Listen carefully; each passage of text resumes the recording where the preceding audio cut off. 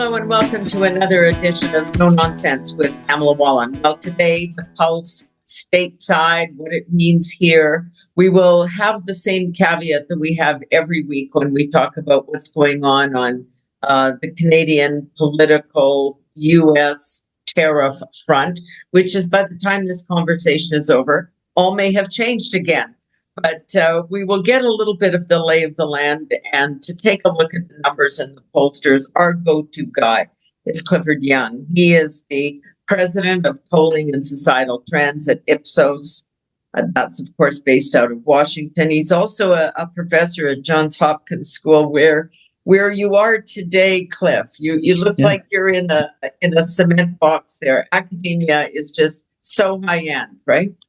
Yeah, it's all gray. All right. So let's just do the numbers, because you have some new ones out, but you've been doing everything from tariffs to foreign policy. But approval ratings, just for the, let's just start there, because Trump was over 50 and now he's under 50 and the numbers seem to be changing. What's your sense? Give us the latest. Yeah, well, I think that Trump still is in a pretty good place. If you take the average of all the polls, not just Ipsos, he's around 49% approval ratings. That's better than 2017. Yeah. And so he has a degree of let's say robustness that he didn't have before. Obviously, he doesn't have that long, because the timestamp is about 6 months or so.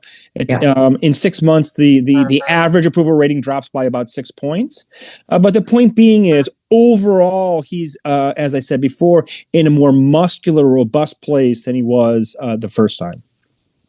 So when you poll on some of these other questions, it's, we were kind of making a joke of it, but not really, because the conversations are changing literally every day. You have Musk and the president on television, and they're kind of talking off the top of their head about whether or not there might be rebates to the American public. Like, it's hard to keep up. Can you actually get a sense of what people are thinking about some of the policy issues?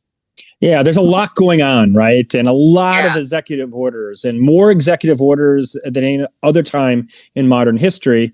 And so there's a lot to take in, and public opinion can't, because the average person, the average American, needs to go to work and put food on the table and pick up their kids. But what we have been doing at Ipsos is tracking favorability towards executive orders. And there are many that are fuzzy at best in Americans' minds. They're not quite sure. But there are some that really stand out that are signature efforts. First and foremost, it's basically increased efficiency of the federal government. You have a supermajority of Americans that support that. We're not talking about DOGE specifically. We're talking about the concept more generally, but a lot of people behind that. In general, there's broad-based support for deportation. There's a degree of conditionality. Yes, everyone's in favor of deporting illegals who are also criminals. Illegals that are children, maybe not, but definitely illegals that are children. There's broad-based support. And so those are two very important signature issues that, for the most part, I would say Americans are behind. But obviously, the devil's always in the details. Yeah. So a lot of stuff is still ending up in court. At the behest of either people who are being laid off or fired, or by the Democrats looking for another way to counter the political outcome. So there's some uncertainty there too. Let's just go to the broader question first, though. Okay, so this election, as you say, the messages that really resonated with people, which is dealing with the border, shut it down, get the illegals out of the country, get the criminals out of the country ASAP. Cost of living, things had gone high, crime, and if I can use the phrase, the woke agenda, the DEI. So he's touching on all those bases, but in fact, DOGE is kind of becoming the defining issue of this administration at this moment. He and Elon are everywhere, and it's kind of a good cop, bad cop thing, which everybody's still sort of supporting Trump, and then the anger is being focused at Musk. So can you take a look, just talk a little bit about where we sit on that issue. Yeah, so this is really the manifestation of what we've seen over the course of the last, let's say, decade and a half, both here in the United States as well as globally, right? There's a broad-based belief that the system is broken. It no longer works for the average person. Parties and politicians don't care about the average person anymore. The system is rigged, and therefore there's a need for a strong leader to take the system back. And that's exactly what we're seeing with Trump in general, and more specifically, DOGE. DOGE is the brand that's breaking the system to do what? To take the system back, to take the country back. And I think that we're seeing that in real time today. So therefore, we see this broad-based support for shaking things up. What that means exactly to any given individual might vary, but things are being shaken up. It was a little just sidetrack here. It was amazing to watch the president sit alongside Elon Musk in an interview with Fox, like over 2 nights, sharing the stage. A guy who doesn't like to share the stage. And Elon Musk talks a lot. What was your sense of that, just watching it? Unprecedented. And something that we haven't seen, a non-political getting so much spotlight in the Oval Office. There's been a lot of chatter and a lot of talk about that. To what extent that sort of seeps down into the body politic, we will have to see. Does it weaken to some extent Trump from a popular standpoint? We don't know. He obviously, that is, Trump is more popular than Elon Musk, though Elon Musk is in a pretty good place as well. I think these are early days, and what this all means in the end, whether Trump's going to put up with it, is quite another question, obviously. But I think it's too early to say anything about how it would impact public opinion. So what about, you've talked about the timeline and what he's got. I know DOGE is sort of aiming for the 250th anniversary of the United States, that celebration, which is coming up in, less than 2 years, I guess. And what that means for success, how you define success and the timeline that they've got. Already when you're talking about the midterms, you know that the world is probably going to change a little bit. So they're all kind of working on an 18-month time frame. Is that roughly it? Yes, however, I think it's shorter. Obviously, that 6 months is important because past mid-year, everyone's already thinking about the midterms, what's around the corner. Those more moderate Republicans that are on the fence a bit in those swing districts will be thinking about how they vote.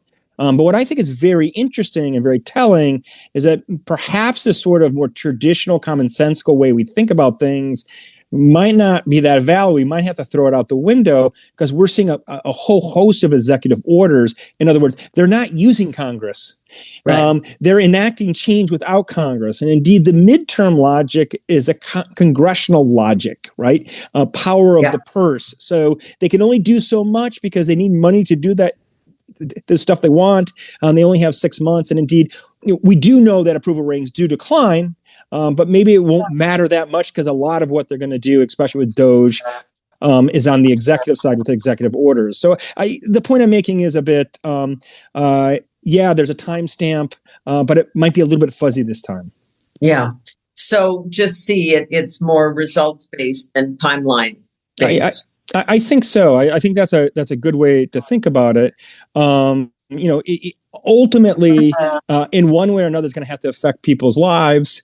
In the short term, they're going to give them a benefit of the doubt. They're giving them license to do this. But will their lives be better in the longer term? That's TBD. We don't know. But ultimately, that will be the payback, positively or negatively from public opinion. But we don't really know at this point. The other point I wanted to make, just kind of to add a layer to that system is broken view or framework, is that I think we've seen an interesting fusion of more traditional grievance-based politics that Trump is known for, nativism, white grievance for the sake of argument. He really used that in 2016 to win, right? He was really a channel for a certain segment of the population. This time around, we have many more voices. Yeah. And His these coalition is much broader. It's much more robust, and it's not just individuals because of cost of living that skipped over to the other side. It's not that. We have a more libertarian strain as well, and actually that's what Elon Musk represents, kind of a small government strain there that's impacting public policy. We're seeing it. We're seeing some sort of interesting fusion of, let's say, America first with libertarian values. Yeah. And I think that's very telling and very significant for two reasons. First and foremost, it was a way to get out of the grief trap, because you only have a plurality of Americans that feel that way, right? They were able to find other issues like smaller government, more efficient government that resonated with more people, right? That's the first point. The second point is I think they're taking the culture war and standing it on its head. Mm-hmm. And it goes from being a cultural issue or social issue to one of fundamental fairness. And I'll give you an example.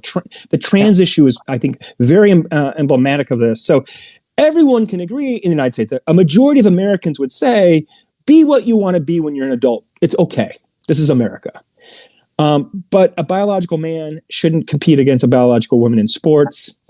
A minor should not be chemically altered until they can decide as an adult. Right. And that tweak on the argument, it's not coming from a religious standpoint or a values-based standpoint, a moral standpoint. It's about fairness. But it's libertarian in nature. Yep. Like there's rules of the game. There's a notion of fairness, and across the issues, the trans issue, DEI, as just a couple of them, they've really been able to kind of, like I said, stand the issue on its head. And the Democrats really, at this point, don't have a response. Yeah, it was. I listen to Two Way with Mark Halpern quite regularly, and I'm just surprised at the number of. So do I. Okay, there you go. The number of Democrats, and it's kind of all age ranges and all genders, but there was a young father on the other night, and he, lifelong Democrat, very progressive on a bunch of issues.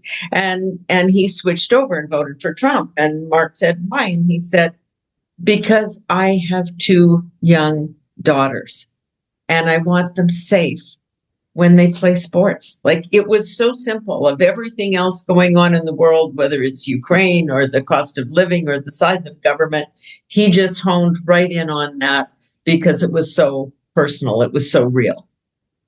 Yeah, and so that's a great example of this, and it's kind of ingrained now in this broader set of voices on the right, and some that aren't exactly Republican or not exactly America First. And so we have this situation now on the right where we have basically strong borders but freedom inside of the U.S., right? Which is an interesting sort of a marriage, let's say, of two very different sort of modes of thought.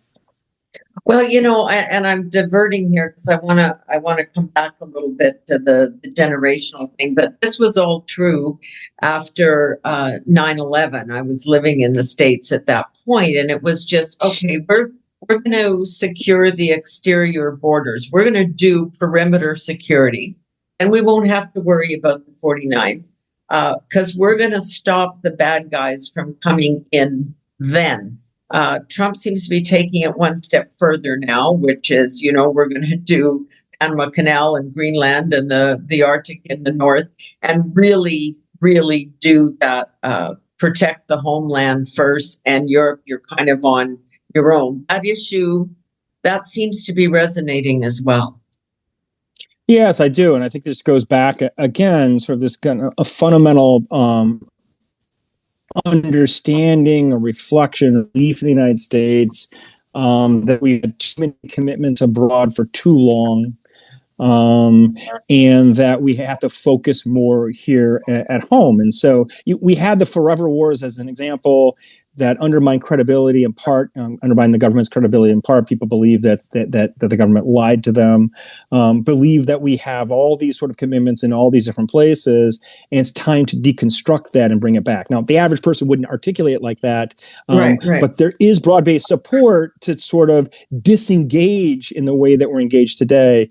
And that's especially strong among younger people, to be quite frank. But we're seeing that across the board, especially on the right, which is interesting because it was the right that drove things after 9/11. They were the neocons that were believed a very muscular American foreign policy, that they could democratize the world. Those sorts of those grandiose aspirations are not part of this coalition or this administration, and it's really about home. And indeed, you cited Greenland and Panama. And whether they happen or they don't, I mean, that's a whole other question. Right. We can set that aside. There's not a lot of support in public opinion for them. But that said, it does align with an America First agenda. That is, you're securing, like you said, the borders close to home. Yeah, that does. I mean, what the ambassador at my time when I was working with him, Paul Salluti, and he coined the phrase, but many others have, security trumps trade. Security always trumps trade, I think, from the American standpoint. So you look after that first, and then you try to fix the other relationships and the fallout therefrom. Yeah, I think that's fair. Obviously, the security issue pops up when people feel insecure, and so when things are going well and you're kind of in constant or steady state, that doesn't pop up to the fore in terms of a principal priority or the main priority. But when things happen abroad, especially abroad, or 9/11 as an example, it comes to the fore, and Americans really want that dealt with. So one of the big issues is, of course, we'll touch on Ukraine first, because those negotiations are underway, separate and apart. I don't think all three people have to be at the table at once. That's not generally how negotiations work anyway. But what is the thinking on that? Because the Western world in the beginning said, "Oh my God, this is unacceptable. Ukraine is our friend and ally, and Russia's the enemy, and so we've got to be there." But the criticism in our country, in your country, and in Europe is that our rhetoric was strong, but there wasn't always much behind it in terms of, checks were written. But in terms of material and support, we kind of I think it's fair to say, too little, too late. So now here we are. Trump comes in and says, forever wars, it's not our bailiwick. We should get out. What's the public thinking about that in the last little while? Yeah, that's a great question. We actually have a poll in the field now to get more recent gauge on it, but I can talk more generally. And listen, first and foremost, Americans, like Canadians, like Europeans, saw the issue in grays, right? And so, yes, for material. Yeah. Yes, for sort of financing. No to any sort of footprint there directly, right? Boots on the ground. No boots on the ground, exactly. That hasn't changed. Overall support, there was pretty much broad-based support at the beginning. It began to decay over time, especially among Republicans. There was this more sort of isolationist sort of view of things, maybe a little bit pro-Russian, someone would argue. But we see that with Republicans, their support for it declining over time. And now we're just sort of in a very, I would say, there's sort of a malaise about it. It's not very close to people's day-to-day. They don't think about much about it. It's very abstract. And so I would say that the support is lukewarm at best. We'll see with the more recent polling where we are exactly, but that's where we are today. It's a very distant sort of affair. Americans can't see why we're involved. Like, how does it affect us? This is a very different view of the world than a generation ago or two generations ago that believed that we had a purpose in the world to create sort of stability and order. That is not the case today, and the Trump administration reflects that. So is it tied to the issues at home about affordability and cost of living and crime, and is that how Trump is selling this, really, which is, we can't be fighting fires, it's not our job. Vance's speech recently to the Europeans, which is, this is on you folks, it's your bailiwick, you stand up. Don't expect America to always be there to do backup or even front line. You guys look after your part of the world. We're going to look after ours. And Trump is dealing with with the Russians, with Putin, because he's worried about the China-Russia coalition or merging, and that he's going to play at that level. Yeah, what I would say is American public opinion has always been very agnostic about foreign policy. Unless we're in the middle of a war and your sons and daughters are going there, they don't really care that much. I mean, they'll have some sort of impressionistic view on it, some sort of predisposition. So it's really about elite consensus or lack thereof. And I think what we're seeing now in America is a lack of consensus. We have an old establishment that believes that the world order that emerged out of World War II is in part or large part our responsibility as a nation to be the centerpiece there. And you have a new emergent elite that basically performed a hostile takeover of the Republican Party, called America First, called Trump, that don't think that. So like this debate is happening obviously here in the United States, but it's being reflected abroad. But I think more generally speaking, because public opinion is agnostic, they'll take their cues from whoever's in charge. So yeah, it makes sense that we have to pull back to invest here. But if someone were to make the argument strongly that we have to be there because we don't want to be in another war, public opinion might sort of follow that as well. So my point is, we're really seeing kind of the breakdown or the final sort of like chapter of the breakdown of the elite consensus around sort of, let's call it Pax Americana.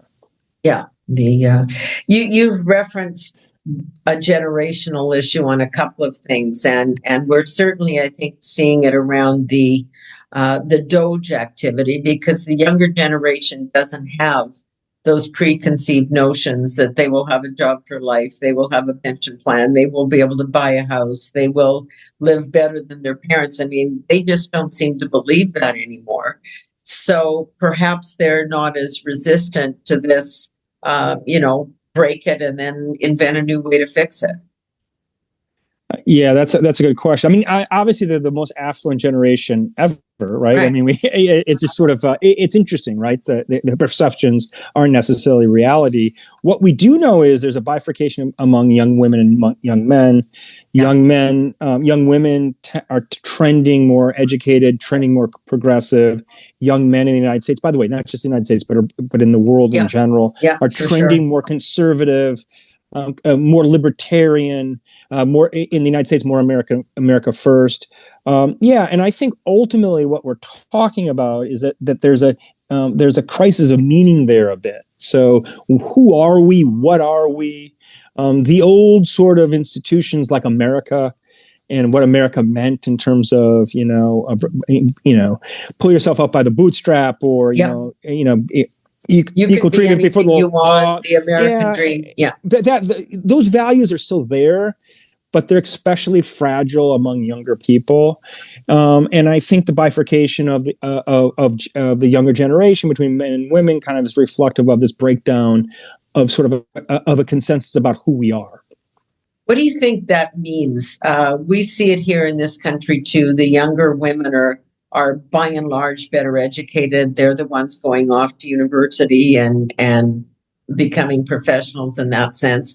And the men who've been, in some senses, rejected by the school system or the education system because we were compensating the other way, right? Are feeling a little left out of that. The Joe Rogan audience, right? That is pretty strong here. To just talk about what you think that means down the road. Yeah, well, I don't know. Yeah. So what does it mean? I don't know what it means down the road. But what I can say is that, we have an establishment. We have a system that's been set up in a certain way that benefits certain people because of, let's say, the traits or skills that they have. Right. Mm-hmm. And I think that, I'm not an expert on the educational system, but listen, I was a boy. I had two boys and a girl, so I had a natural experiment. I could see both sides at work. And like, little boys are like not very good at concentrating on things. They like to break Right. stuff and run around and do things like that. And so whether it's real or perceived, and definitely it's perceived, there's a sense among young men that it's not fair.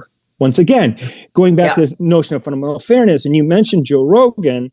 Joe Rogan's a very important voice, not necessarily on the right. I wouldn't even put him there. He's sort of in this. He's this weird Democrats. space. Yeah, well, he's this weird sort of libertarian space. Yeah, kind of like more traditional American, kind of Americana space that talks about fundamental fairness.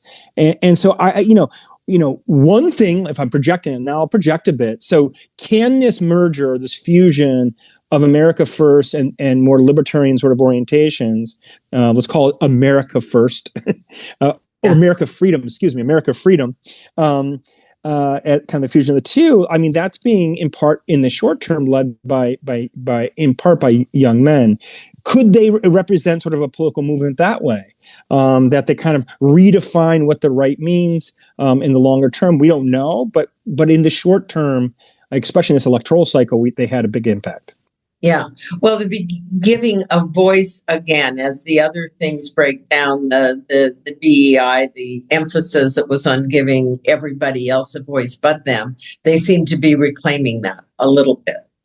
I think there's a sense of that here that, like the censorship is over. Like the regime is, the Wicked Witch is dead. Like basically, there's been this sort of, if you listen to the podcast sphere and just listen to social media and just people in general, there's that sense. And so, and it's obviously a pendulum, and things go. Probably the Democrats and the left went too far, and got too far away from the average American. And what this Trump victory did was bring it back to the center, maybe a little bit right, and they'll probably go too far the other way. But ultimately, yes, your interpretation is correct. Yeah, it speaks to the reason that free speech is yet again an issue. It's always been more of a given in your country than mine, for example. Constitutionally, it's cited all of the time. We don't sort of do it that way, but now you're hearing the Vice President of the United States use that as the basis of speeches on foreign policy in Europe. Like I was pleased and taken aback that somebody's actually saying those words out loud, and we need to think about it in the context of this larger discussion. Yeah, so that goes back to my initial point about this libertarian strain, and one of the threads is actually free speech, and one of the primary critiques was basically, censorship of social media platforms, of what people said and say. And I think, like anything, there's a healthy aspect to it. It makes us honest in our debate about the issues of the day, and probably in the United States we went too far, and probably in Europe they probably went even farther. For sure. And so it definitely, the reason he's talking about it, whether he believes it or not, that is Trump, that's another issue, or JD Vance, but the base itself is talking about this and like this all the time. Yeah. Well, I think Vance for sure believes it. He talks about this quite a bit. Okay, let's turn our attention, if we can, a little bit to the so-called resistance. Whether the Democrats, they seem to still be fighting the election, which they lost, and it doesn't seem that they have a path forward other than just to say what's happening is bad. First and foremost, do they need a voice, and how is that process going to work? Who's that voice going to be? Because right now, what we're seeing is kind of 60s style chanting outside on the street, as opposed to somebody around whom they might rally.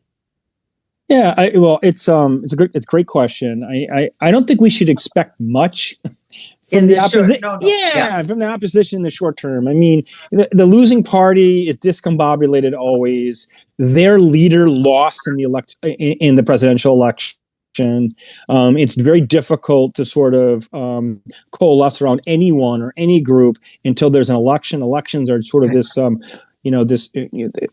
this force that concentrates politics and concentrates the party. And so I think we need to give them a little bit of time.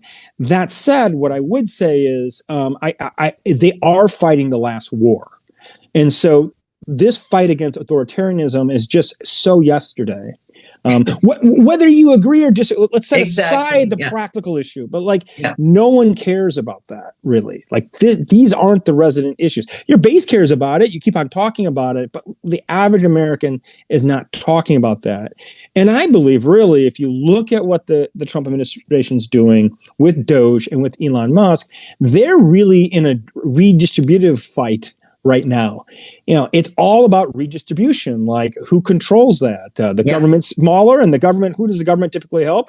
Helps the poorer people. Let's cut taxes. Who does cutting taxes help? Usually the richer people. Oh, by the way, the person leading this is the richest person in the world.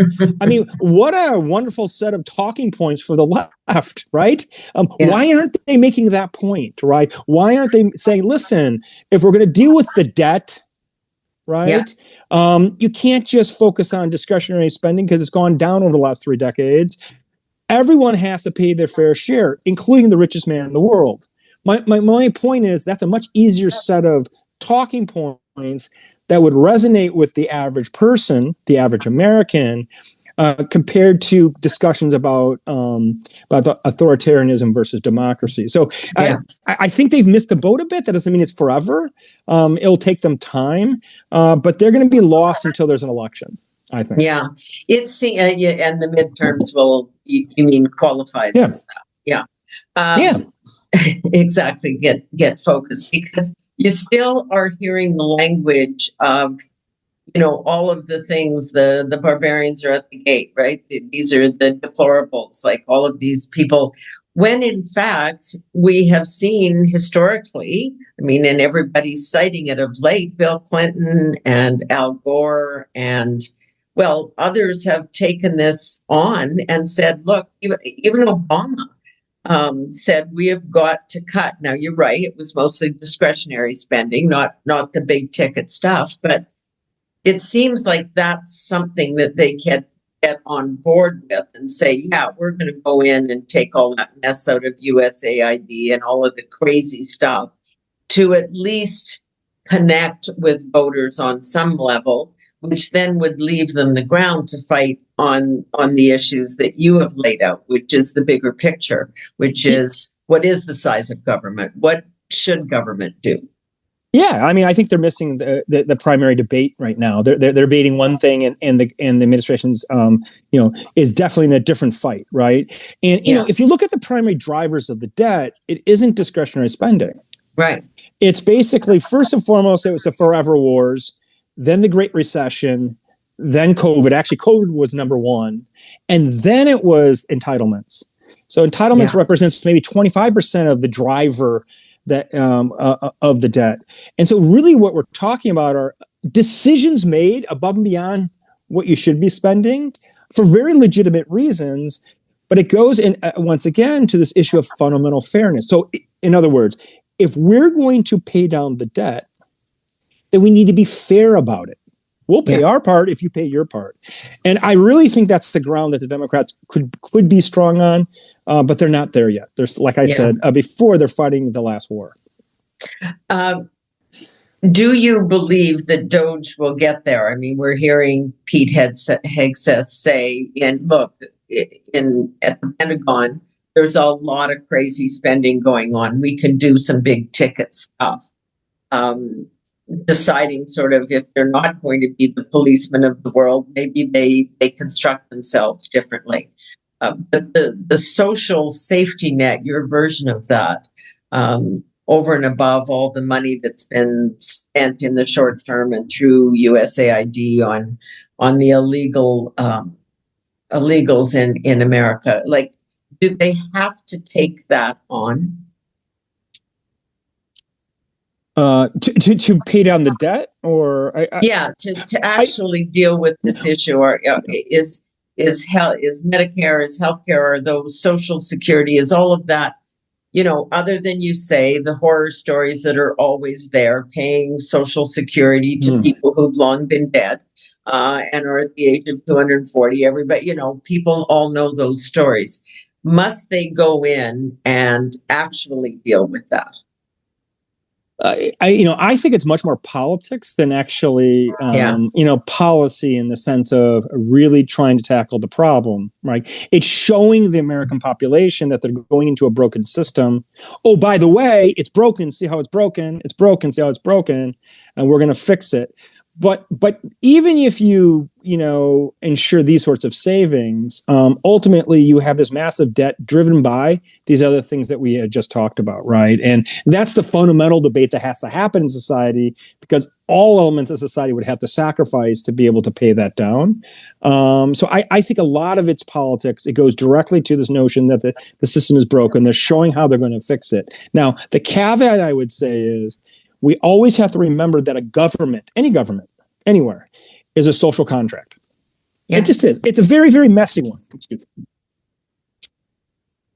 It's a very, very hard. Yeah. I know. I got so excited I knocked everything out.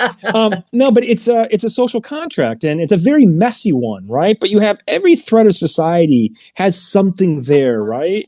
And so when you go in and you cut without negotiating, creating consensus, it's problematic. Yeah.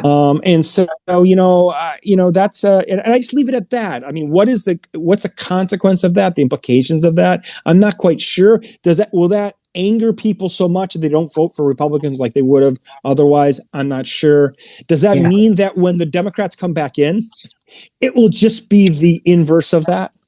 Right. I mean, should Elon Musk be worried about his government contracts when the Dems come in? I mean, I'm not predicting anything. I'm just saying that all of a sudden the norms of conduct have been basically discarded, I guess for the greater good. But the point is, in a democracy, the government is kind of a consensus of all sides, right? And when you mess with it, you mess with that sort of understanding. And I don't know if we know what the implications of this are. Yeah. Okay, let me come back to the issue that, other than the hockey games between Canada and the U.S., they've been ugly.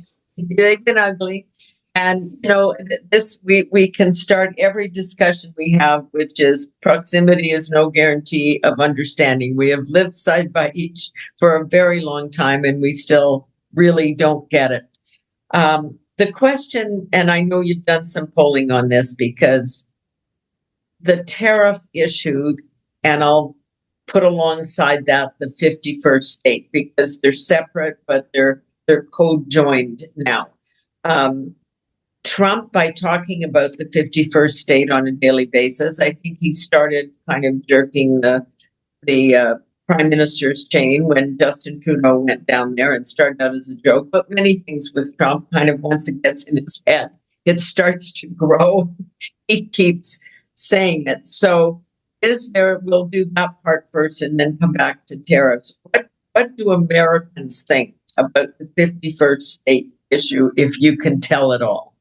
No, they don't. They're not really there. I mean, they don't think it's a good idea. I mean, if you really think about it, it's not in Trump and the Republicans' interest to have Canada as a 51st state, because all of a sudden the Democrats would have advantage on everything, right? If we were thinking about it. But no, it's not. People don't take it seriously, like they don't take Panama seriously, but like they don't take Greenland seriously. Should they? Maybe, but they don't. Public opinion doesn't. Okay, so that's separate and apart. That's politics and hyperbole. So let's go to tariffs, which are real, because it impacts both my country and yours. It impacts individuals because costs will go up. There's no question on both sides of the border. So this is kind of a generalized cutting off your nose to spite your face. So where are Americans on that issue? Is it part of America first, or is it, you're touching my pocketbook, this is really going to make me mad? Yeah, that's a great question. I would go back to a point that you made, that it's really about security and not about economics. I mean, really, what they want are concessions on the border to show that they're strong on the border, right? We've seen that, right? That really goes to the America First sort of mentality, that we need to have strong borders. Our borders are weak, they're porous. By the way, look at what happened to the Roman Empire. You see those sorts of analogies, and we need to strengthen our borders. Now, when it comes to tariffs, what I would say is public opinion is basically policy agnostic. They just want outcomes. They don't care how it's done. Right. And if someone's telling them that it'll be okay, if it's basically, if we raise tariffs, we can get rid of the IRS, which has been said, and we won't pay taxes anymore. Many people are going to be in favor of it. Yeah. And so, ultimately the proof will be in the pudding. That said, the tariff questions are very sensitive to wording. But I would say anywhere from a strong plurality to a weak majority are in favor of tariffs. Now, if you put caveats or conditions on it, it falls to, let's say, a weak plurality. So there's weakish support for it, but there's not sort of absolute broad-based support. And I just add a point. So whether it's tariffs or whether it's what we're doing in Ukraine, or whether it's Greenland, Republicans are always going to be more in favor of it than Democrats. And so a lot of what they're doing, even on things that don't seem to garner much popular support, there is a base play, and most of the stuff is to the base. Yeah. So they're going to keep talking about that. But if it starts to impact prices, Trump has already warned Americans. He said there's going to be short-term pain, but it's all about the long-term gain. Voters' attention spans aren't generally really long. That may not be, soothing. Yeah, whether it's mass deportation, which won't happen because they don't have the funding, right? Yeah, or if it's tariffs, they're both potentially or theoretically inflationary. And inflation's not good, good from a political perspective, not good from a family household perspective. And so, we'll see what happens, right? Will they shoot themselves in the head because of this? Yeah. Maybe. By the way, if we look at them through the lens of a very traditional populist government, let's say like one in Latin America, any N number of ones in Latin America, they really align with what public opinion wants, and they execute it, but the policies tend to be heterodox, and they work until they don't work. Yeah. And when they don't work, they lose popular support. So will the Trump administration follow that same trajectory? We will see, but there is a lot of risk there. You are there, as you said, this week at Johns Hopkins doing some of your teaching about this. What are you hearing back? There's been a lot of concern about what's going on American university campuses and the notions that are there, almost, a lot of pro-Palestinian rallies over the last year, and now countered with what we're seeing as some of the bodies of hostages are being released finally by Hamas, and the issue has kind of taken on another tone. What are you sensing on campuses these days? Well, at Johns Hopkins here in D.C., it's a graduate program. We don't see much of any of that here specifically, but more generally, and I teach at other places too. I have off and on. Listen, it's the elite of the elite of the elite that are concerned. And so you go the Ivy League plus, maybe a few more, maybe your top 30 universities. You have some sort of rancor in these places. In most other places, it just doesn't resonate. Now, during the election cycle, obviously Michigan was in play because of, the Muslim and Palestinian vote there. But for the most part, this is like very localized in very elite places, very elite universities. And we're not seeing that much sort of uproar right now, because many of these campuses have been kind of locked down. Like you go, for instance, you take Columbia as an example. I taught there last semester. You can't get into the central campus without having an ID. So like they've taken a lot of measures to sort of minimize these sorts of issues. But again, I'd characterize it not as a popular issue, but as a very specific elite issue, and even more specifically, a elite issue on the left. So just from your work, and then I'm just going to ask you as a human being, you've lived some other places, but also, you're American, you've got your you're probably your Democratic bent. That's probably fair to say. What are you feeling right now? Or do you think that democracy is in peril? Do you think this is just politics in a slightly unusual way that pendulum swing left and right, as you say? Like, what's your gut telling you about where your country's at? So first and foremost, I always characterize myself as a political nihilist.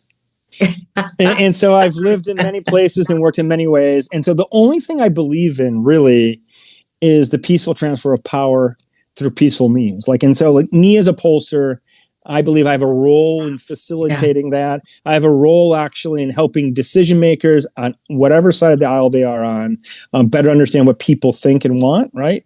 And so that's kind of where I fall, very purple Midwestern sort of. That's kind of who I am. And no, I think the following. I just think that's what we're seeing. I think we're witnessing an end of an era.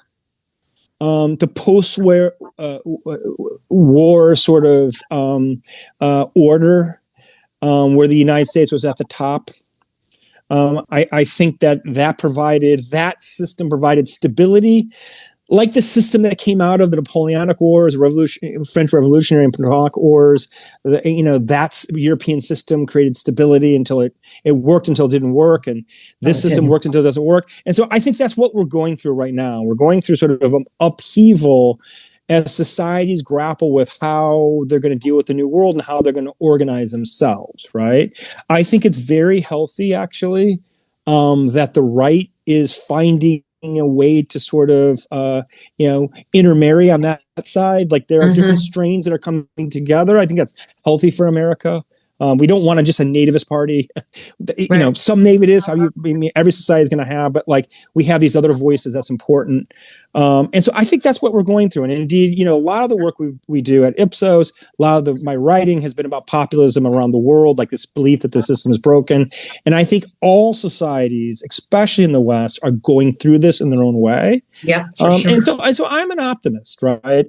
It does worry me, the watering down of norms of conduct. I mean, like I was being serious. Like so. Musk is there today. What? Maybe tomorrow he's not there. Like, what about his contracts? I mean, like we don't want to be in a place of like a Hobbesian war of all against all, right? And that's my worry, right? That the norms of conduct, are watered down such that we can't transfer power in a peaceful and efficient way. But no, I'm an optimist. I think we're going through some creative destruction. What emerges out of this, I'm not quite sure. Yeah. But that's how I see it. Really interesting, because I think that's the question everybody's wrestling with. You sometimes have to break it to fix it. You have to crack the egg to make the omelet. Like we can all pull up the old cliches, but you're in the middle of it, so it's hard to see what the outcome might be. Yeah, we don't know because we can't see the future. Now we can see the past with clarity. Yeah, exactly right. Not the future. That's your job. That's your job every single day. The past right up to last minute when you take the polls. Cliff, great to talk to you again, and you've obviously done some interesting work. I remember our conversation the day after the election. It's like, okay, we don't know how this is going to land, but now you're starting to see it and pull those. So next time we will talk a little bit more about that generational stuff too, because I think it's really when we'll dive down deep into it. Yeah, that's great. Okay, great. Clifford Young, president of polling and societal trends at Ipsos in Washington, and part-time university professor sitting in little gray beige boxes there. Having great thoughts. Thanks so much. Good to talk to you. Bye-bye. That's it for this edition of No Nonsense with Pamela Wallen. We'll talk to you again very soon.